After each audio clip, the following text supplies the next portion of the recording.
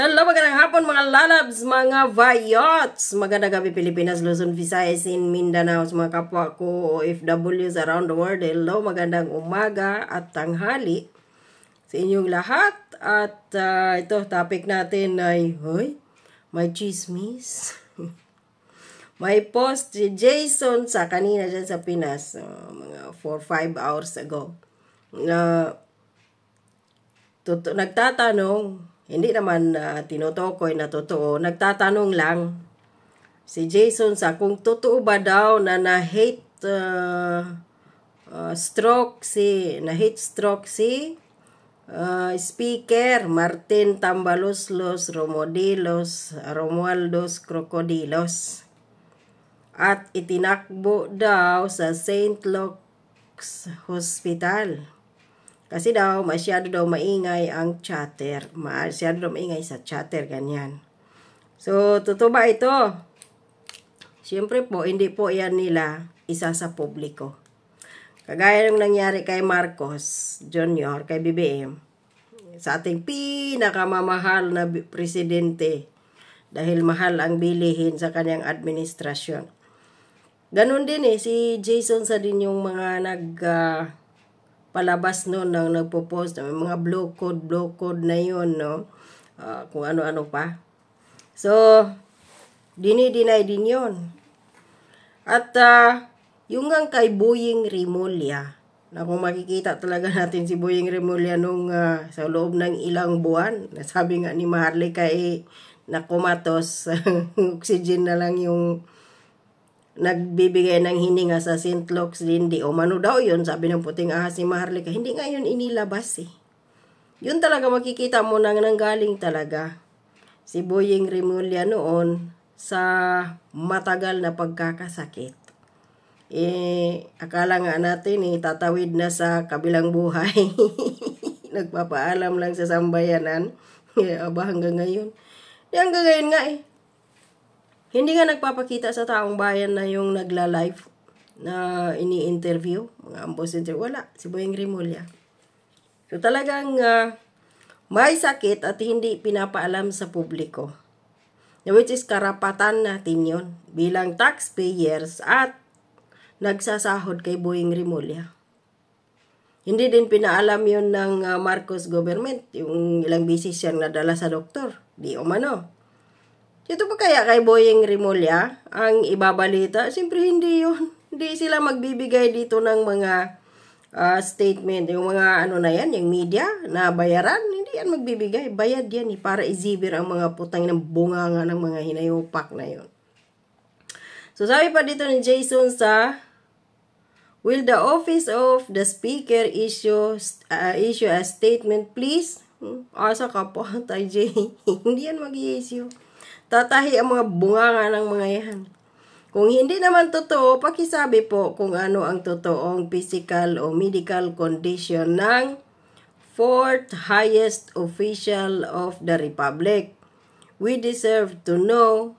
I'm sure si KLC or si Crisette Loretta Cho is also interested to know. Of course, kababayan pa naman niya yun si Crisette at talagang best friend ni Crisette si Martin Romualdez para niya tinitira.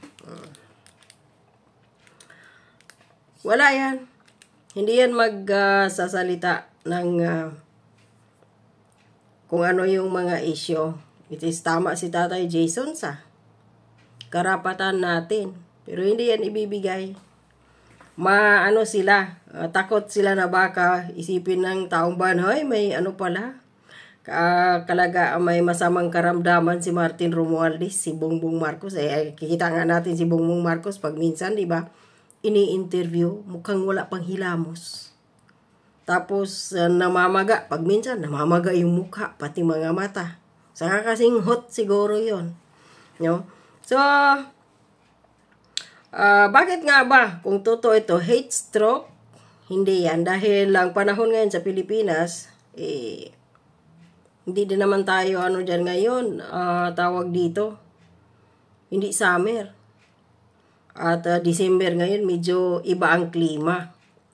Kamo baka, sabi ng iba, baka baka daw inatake si Martin Romualdez sa, baka atake sa puso yun.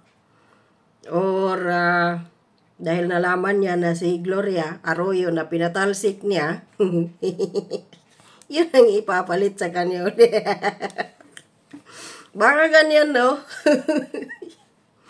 Kasi may post si Jason Sabayan o si E.B. Hugalbot ba yun nung mga 2 days ago, 3 days ago, si Gloria daw ay ibabalik sa Kongreso at magiging speaker.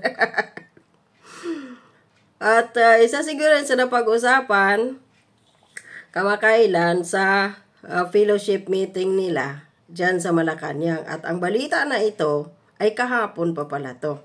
So, ibig sabihin, after nila sa Malacanang, nagsalo-salo dyan, lumamon ng mga masarap na pagkain, uminom ng mga masasarap na inumin, alak, baka nasubrahan ng kain si Martin Romualdez sa palasyo ng salo-salo nila doon. Sabi ng isang congressman na doon sa Tuadco, Young Guns, na si Gutierrez ba yun? Di ba sabi na nagsalo-salo doon. Munta sila doon. Baka yun. Naimpatso siguro si Martin Romualdez sa sobrang kain niya doon dahil siyempre masarap ang pagkain doon. Wanto sawa sila doon dahil pira ng taong bayan yung pinambayad sa kanilang mga nilalamon doon, no? Yun siguro ang rason kung bakit siya inatake sa puso, baka sa susobrang kahihigop niya or kakakain, kahiinom ng pagkain mula sa taong bayan. Yung pira pinambayad. So, yun. Abangan natin. Baka matuloy yan. Ma-RIP. Sabi ng ibang mga commenters, nagabaan si Martin. Ano yun? Para sa akin, kung totoong na doktor yun, hindi yun heat stroke. Dahil hindi mainit na. Saka lagi silang nasa aircon, mga lalabs, mga boys. Hindi yan kagaya sa ating mga pobre na naglalakad sa kalsada, gaya sa Metro Manila. Maghabulan kayo ng mga sasakyan para makasakay, di ba? Diyan sa EDSA o kung saan. O doon sa bukid, mangisda ka sa araw.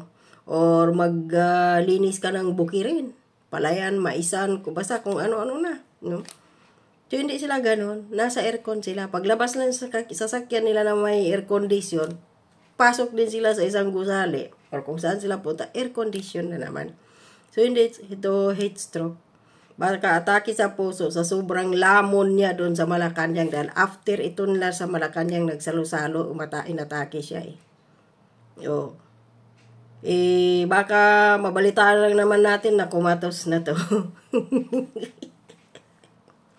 Ay, naku. So, ano sa tingin ninyo, mga lalabs, mga bayots?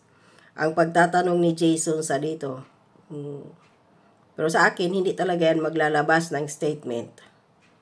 Ang side ni Martin Romualdez, gaya yan kay Bongbong Marcos at kay Rimulya. Wala yan. Itatago nila kung anumang sikretong karamdaman sila. Malalaman na lang natin yon kung patay na sila. Yun lang yun. Hanggang dito lang. Maraming salamat. Stay safe po. God bless and bye-bye.